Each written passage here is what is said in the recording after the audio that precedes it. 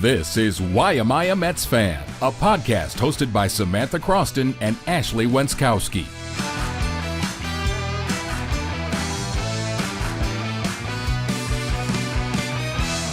What's up, everyone? Welcome into the Why Am I a Mets Fan podcast. That's Ashley Wenskoski. I'm Samantha Croston, and we are two sports reporters based in Syracuse. Be sure to like, comment, and most importantly, subscribe. And we do have an announcement. The road, the journey to 10K. It's over, baby. We made it. Woo! We made it down the road. A year and a half, 10,000 subscribers. Thank you guys so much. Dude, that is really, really cool. Really appreciate everybody who's been along for the journey. And we hope that come playoff time, there are even more of you who want to follow along. We are discussing, well, the Mets as always, but where are they at? Because Ashley titled this episode The Final Countdown. And I really think that makes a lot of sense here. Yeah. Only a few games left to play, 19 games left, including tonight. Obviously, a big series with the Phillies coming up. We'll get into that. But some things to circle back around to from this weekend, because I know, listen, we are sports reporters. We're in the thick of it. It's football season now. Mm-hmm. You might not be paying as much attention to the Mets as you were come August. So here we go. So the Mets are 7 games back in the NL East. I told you all that I circled around to acceptance last week. Nobody's winning the division. Honestly, even if they sweep the Phillies in this 4-game series, I'm still not sure that they're winning the division. So 7 games back, 4 games up on the Reds for the 3rd NL wild card, 2 games behind the Padres for the 2nd. And of course, they play the Padres next week. Here's a really interesting stat from Anthony DiComo, just to get it off the top. As of today, the updated Mets postseason odds per Fangraphs, they have a 95.2% chance to make the playoffs. Their odds to win the NL East are down to 4%, to earn a first-round bye less than 2%, and to win the World Series, a whopping 8.2% of people think that's going to happen. Wow. To win the World Series, 8.2%. I mean, you know what? I'll take it. Honestly, I feel encouraged by the fact that to make the playoffs is at 95%. That feels like that's really all I wanted. Beyond that, at this point, earlier in the season, I wanted more. I really just want the Mets to make it to the playoffs, and I want to see what happens from there. Once I circled back around, listen, it's not to say I don't care about these last 3 weeks, not to say I don't care about this last month, but once I hit the acceptance point, I think it became easier for me to just get in and see what happens. And you all know that I did not think that to begin with. Obviously, the expectations there were bigger, but that's not what is happening. So time to circle back around. I agree. So one thing we wanted to discuss with you all is the kids. We have Jonah Tong. We have Brandon Sproat. Obviously, Nolan McLean. Okay? They are here. The kids are here. And I would say for the most part, they're doing a pretty good job. Let's start with Sproat. He mostly shined in his debut where the Mets lost 3-2. So, yeah, there's a bright spot and there's a not bright spot. He carried a no-hitter into the 6th inning. None of the first 19 batters to face him recorded a hit. He walked the first batter of the game, but then he settled in. Ultimately, I do think he was the one who allowed the 3 runs, right? Yeah, so he said it. I wanted to go backwards here because this felt like a pivotal weekend, right? It goes Tong Saturday, Sproat Sunday, McLean tonight on Monday. And all 3 of them have debuted in the last 3 weeks, which is crazy to think about. So he said it. We saw Sproat get his first start. He said he felt like his stuff wasn't the best, but obviously showed a ton of upside there, showed even upside to work through 6 scoreless or 6 almost no-hit innings, even with his stuff not being the best. And I think the future is bright. He really was working with 6 pitches, some breaking stuff that honestly was leading to weak contact, which is good to see. You saw that backdoor curveball strike out Ellie De La Cruz, which was fantastic.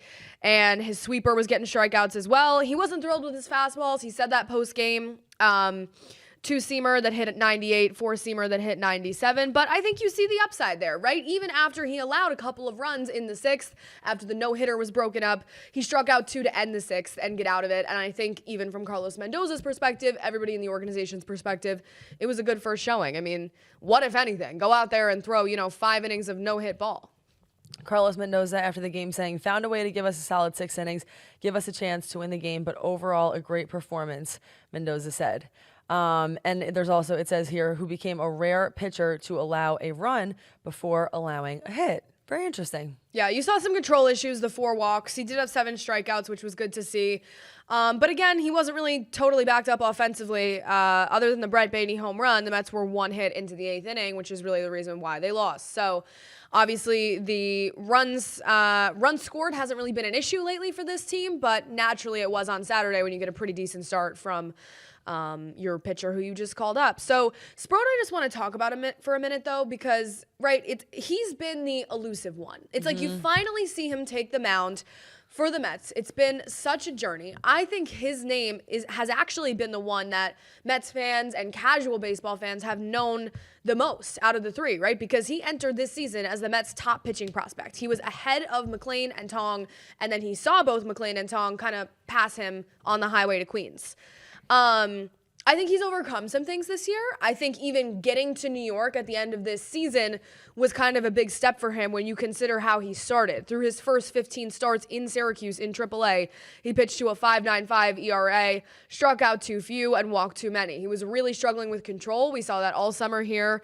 And I found this in a New York Post article talking about his call-up, he had a turnaround, and apparently it came with a catchphrase, quote, "let it eat," in which he simply tells himself to loosen up and throw each pitch with maximum effort and conviction. And with more overwhelming stuff, he then had that little turnaround after the first 15 starts, pitched to a 2.44 ERA with 70 strikeouts in 59 innings. He was dominant in his last 11 starts at the AAA level.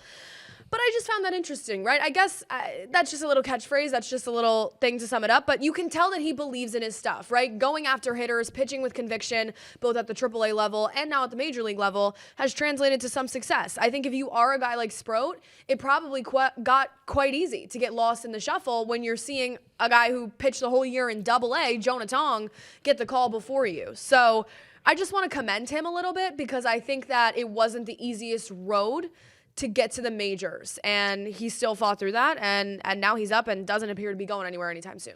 He now is going to slot into a 6-man rotation with Tong, McLean, Clay Holmes, David Peterson, and Sean Manaea, which brings us to our next bullet. There's one name that's not on that list.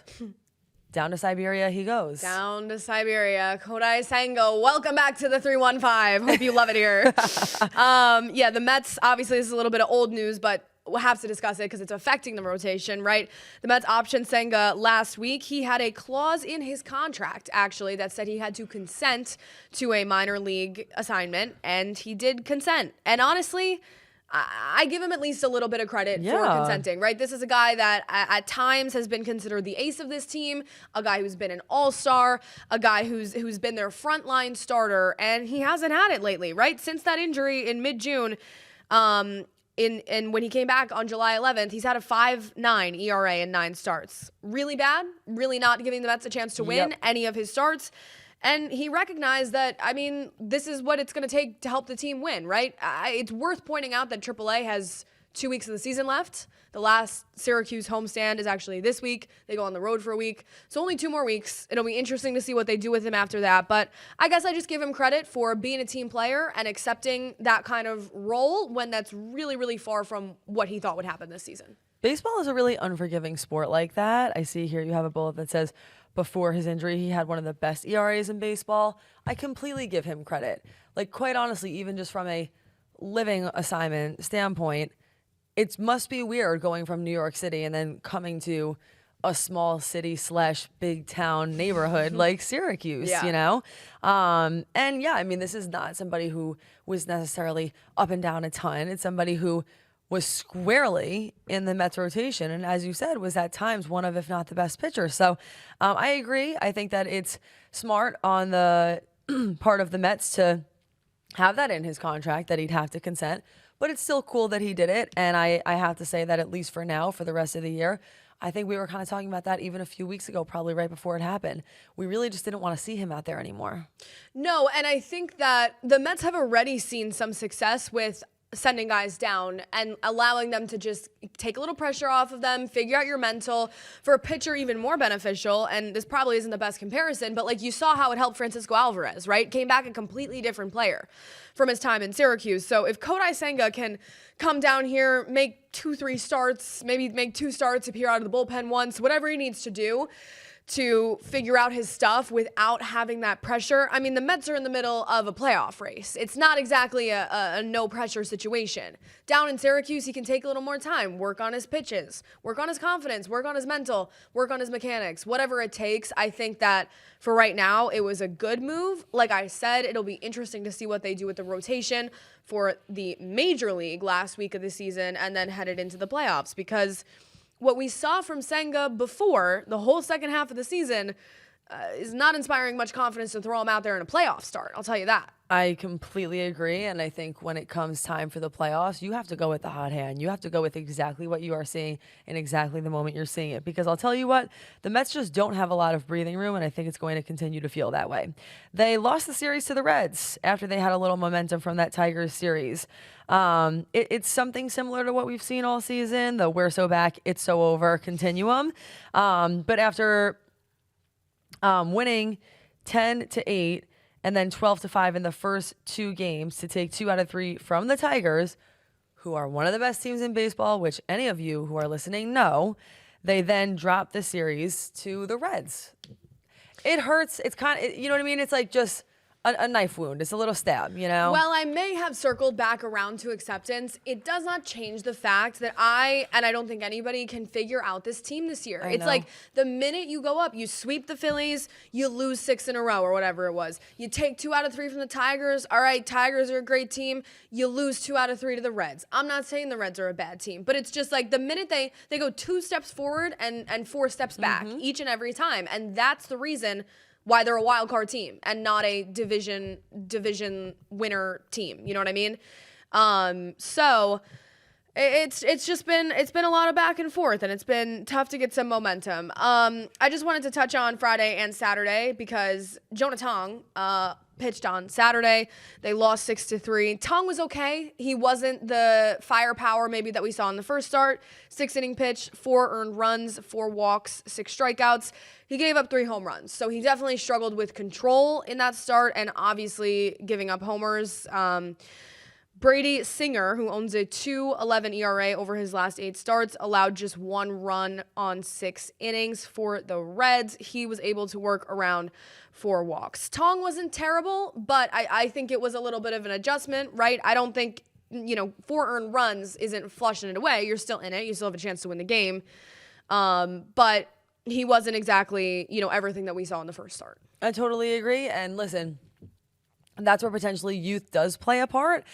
He actually looks a little frustrated out there to me. I think he was keeping his cool, keeping his composure, but you could tell that with a guy like Nolan McLean, who admittedly has had better starts and more of them, but there is a certain, level of maturation there that I don't necessarily see in Jonah Tong yet. I feel like in the times where Nolan McLean was in a little bit of trouble or in a jam, you really had that confidence that he'd be able to work his way out of it. With Tong, on Saturday, I didn't particularly feel that way. Nolan McLean's a dog. Like, first of all, the stuff aside, we've talked about the stuff on prior episodes. I think he has the best pure stuff of any homegrown Mets pitcher in probably 10 years, dating back to Matt Harvey, Noah Syndergaard. But aside from that, I see why McLean was the first call, even in just his demeanor. Like you're saying, right? He just goes out there and nothing really rattles him. Nothing really shakes him. Doesn't get too high. Doesn't get too low. He's just kind of out there to pitch. He doesn't really seem to care about the stardom, New York, the fan. I don't know. He's just here to pitch. There is something actually really endearing about the fact that I feel like I don't know exactly where he's from, but his family sort of has that North Carolina. Okay, I was gonna say it's giving. I don't know. It sort of has like a Midwest feel to it, or I don't know, Southern feel to it. And it's clear that he did not grow up like a Big Apple kid. Nope. But I actually think, sometimes that's an issue for players who end up in the bright lights and feel nervous about the pressure. But then for a guy like this, he's just like, to me, seems like just one of the most humble dudes ever. And Steve Gallups is interviewing the dad the first night, and the dad's like, Nolan said he had 2 steaks, and I felt like he's going to be okay after that. I'm like, what? Where do you people come from? That's it. No, I know. Steve Gallups is like, oh, did you check in with him last night? And the guy's like, no, I just texted him today, good luck. I'm like, What's happening here? It really evokes, for the comparisons I just made, it really evokes Jacob DeGrom. And we saw that had its pros and cons at times. But same thing, DeGrom, like a guy from Florida, he just sort of wanted to live on his ranch. He didn't really give a damn about the media, about, he just wanted to be a simple man and go out there and pitch, literally and figuratively. And that's what Nolan McLean gives to me. And we'll see how that translates in the future in terms of him staying in New York, because we know what happened to DeGrom. But for right now, I think it's a good thing. I don't think he's rattled by much. I think he's mature, and I think he has a good presence on the mound. So we will see if that translates into the playoffs, because like we've been kind of tiptoeing around this entire time, we need these next 19 days, these next 19 games to make these decisions. But right now, if you have a 3-game playoff series, which you're chugging straight towards in terms of the wild card, I haven't seen enough from Jonah Tong and Brandon Sproat, but there is a real world where your 3-man rotation is Nolan McLean, David Peterson, Jonah Tong. I mean, Jonah Tong might be the crazy one there, but I'm not upside over Clay Holmes. I'm not ready to go there on Tong yet, but I'm with you on the other two. I need to see a little bit more in order to decide, but luckily we'll have the opportunity to see just that. Let's take a moment to talk about Edwin Diaz's shoes. The shoes. I think we should discuss it. There was the shoes. It's always something with him. It's his legs, his Dog. shoes. I don't know what goes on with Edwin and the measurements, but something is happening. Edwin Diaz, something special really goes on there from like a mental standpoint, because I will be the first person to admit this year he is all about his confidence and he really does seem confident.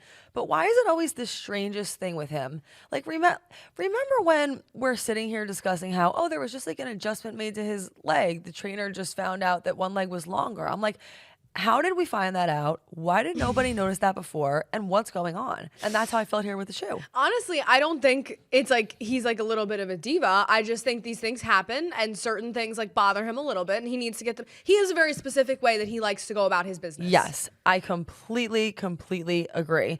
So this is what's going on. This is Friday night. It's a 5-4 win. Oh my God, he came so close. Almost coughed it up.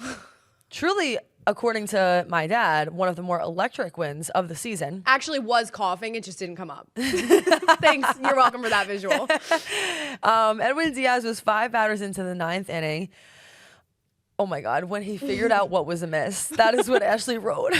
The frontmost spike on Diaz's right cleat had dislodged, causing the Mets closer to slip repeatedly on the mound. Like, he was falling, life alert. I have fallen and I can't get up, and Edwin Diaz is on a slip and slide. Yeah, but it's the mound. It's the mound. He had loaded the bases on a single and 2 straight walks, and then he realized the cleat.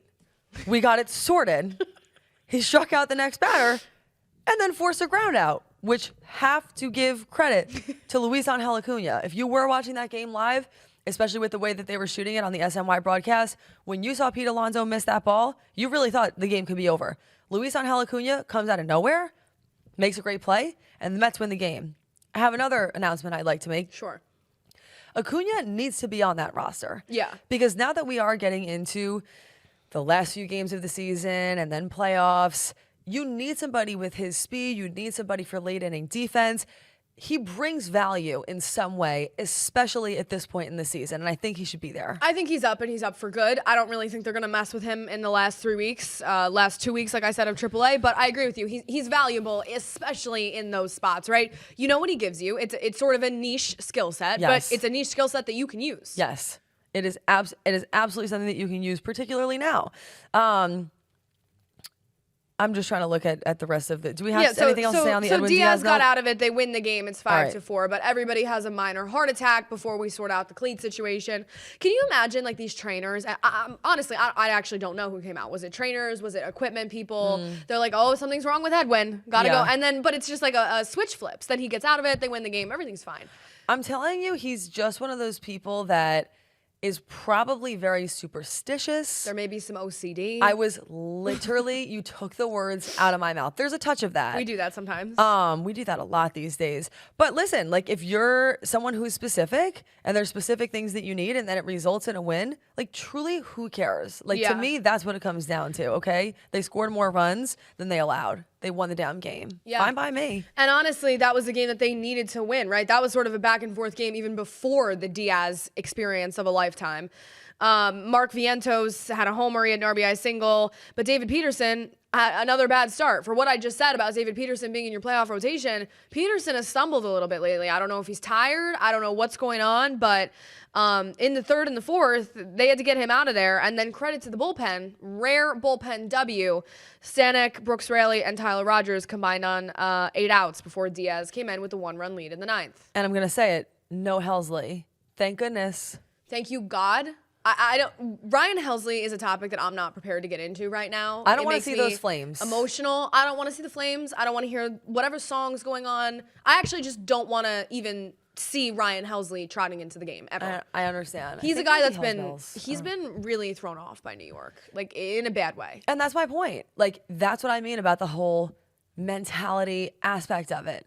Like, Ryan Helsley was a guy whose ERA was much lower than it is now before he came here. He was throwing fastballs that were over 100 miles an hour, which I understand he's still doing, but it's like right down the middle of the plate and hitters are hitting it. Ryan Helsley was at the time, rewind 2 months ago to our trade deadline episodes, like the crown jewel of David Stearns' little trade deadline acquisitions. Correct. And I mean, there's times it's like, should we designate Ryan Helsley for assignment? Why is he on the team? Because you clearly don't trust putting him in any high leverage spots, and I don't know how you get that confidence back with so little time left in the season. I agree. Anyways, up next, we start a pretty critical series tonight, so feels like we need to touch on that. 4 at the Phillies. While we have circled around to probably not winning the division, of course it's the Phillies, right? You want every game you can get against the Phillies. They then have 3 at home against the Rangers and then the Padres, which is obviously the Padres series is impactful for the wild card race. Tonight, Monday, it is Aaron Nola versus Nolan McLean. You might hear that, and you might think that Aaron Nola is the Phillies' ace on first glance because he has been for the last few years, but really that's not the case this year. He has a 3.59 ERA. He's kind of had a bad season. He's been dealing with injury. He's been inconsistent. I don't think Nola's been what the Phillies wanted him to be this year. I'm excited that McLean is pitching. I'm excited to see more from McLean tonight. It feels like each one of these young guys, every time they go out there, you're just excited to get more from them, to see more from them. So I'm excited for this matchup. Tuesday, it's Ranger Suarez against Sean Manaea. Wednesday, Christopher Sanchez, who's actually been really good this year, against Clay Holmes. And then Thursday, Jesus Luzardo versus David Peterson. But if you're the Mets, you have only one of the 3 young guns in this series. You're going to have to get through Holmes, Manaea, and Peterson. So we'll see what happens. We know a lot of it comes down to pitching. And we also know that it's in Philadelphia, which is an unpleasant environment, to say the least. Unpleasant is an understatement. I mean, don't like it there. No, I don't like it there at all. But I really do love this rivalry. Like, every time that the Mets are playing the Phillies, I'm so pumped up to see it. I'm pumped up to experience it. I feel like there are going to be a lot of emotions. I want to see all of the Phillies broadcasters after the game one way or another, and I am excited. Dude, you got to admit, Philadelphia media is unbeaten. I love the things that they do over there. I really do. They're also passionate, and in Yes. the same way that New York media is, but they're crazy. They come on after the post-game show and the guy's calling for the manager's head. I don't know. I totally agree. Final thoughts on anything that you want to see or anything that you need? In this Phillies series, I think it'll be interesting to see if they play as well as they did 2 weeks ago at Citi Field, because the whole thing from the Phillies contingent has been, the Mets win every time they play the Phillies at Citi Field. I don't know what it's 9 or 10 games in a row they've won at Citi Field against the Phillies. It'll be interesting to see if they translate that success to Philadelphia. And it'll be interesting to see if they still feel like you're 7 games back in the division with 19 to go. Stranger things have happened, as Mets fans unfortunately do know from past experiences. If you do, for all I'm saying here, I'm talking myself in a circle, but if you do sweep the Phillies again and you're 3 games back in the division with 15 to go, now that's a whole different ballgame. Do I think that they sweep the Phillies in Philadelphia? Probably not. But if they do, interesting. Listen, my last thought will just be, I understand that the Mets do better against the Phillies at home, at least in recent years, but all I can tell you is that as of late, it feels like the Mets have been owning the Phillies. Of all teams, I don't know why it's the Phillies, because the Phillies are a great team, but that's sort of been a trend, is that the Mets play up against better opponents, and the Phillies are a better opponent. Yeah. They're in that category. So we'll see what happens. But again, thank you everybody so much. 10,000 subscribers. We were really looking forward to that milestone. So we really appreciate you being here and hope that you stick around. We will see you back here when the next big thing happens. Have a good week.